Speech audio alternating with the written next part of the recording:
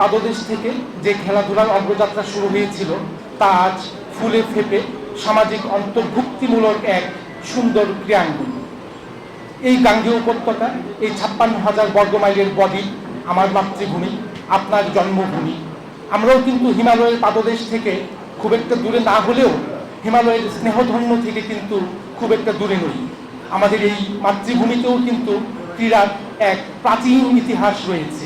ঐতিহ্যমণ্ডিত এই প্রাচীন লীলাভূমিতে আমাদের ক্রীড়াঙ্গন সর্বদাই ছিল সামাজিক অন্তর্ভুক্তিমূলক।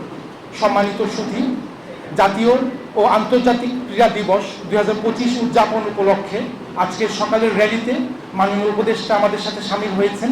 আমরা ধন্য হয়েছি। ফেডারেশনগুলো থেকে পর্যাপ্ত সংখ্যক খেলোয়াড়, কর্মকর্তা বৃন্দ অংশ নিয়েছে। আমরা তাদেরকে ধন্যবাদ জানাচ্ছি। মিডিয়ার প্রতিনিধিবৃন্দ সার্বক্ষণিকভাবে আমাদের সাথে থেকেছেন।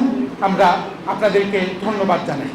সম্মানিত সুধী, 1,500 সাইদ মুগ্ধের রক্ত মাখা ছাপ দেয়ালে দেয়ালে রয়ে গেছে। সেই দেয়াল এই নতুন বাংলাদেশকে আবাহন দিয়ে ডাকছে। ক্রীড়াঙ্গন সুশৃঙ্খল একটি জায়গা, ক্রীড়াঙ্গন সুশাসনের একটি জায়গা, ক্রীড়াঙ্গন সর্বদাই শৃঙ্খলাবদ্ধ একটি জায়গা, সুশীল মানুষের জায়গা, সত্যবাদিতার চর্চার জায়গা।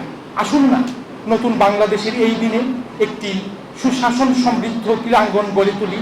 আজকের জাতীয় ও আন্তর্জাতিক ক্রীড়া দিবসে এই হোক আমাদের অঙ্গীকার, এই হোক আমাদের প্রত্যাশা। সবাইকে ধন্যবাদ।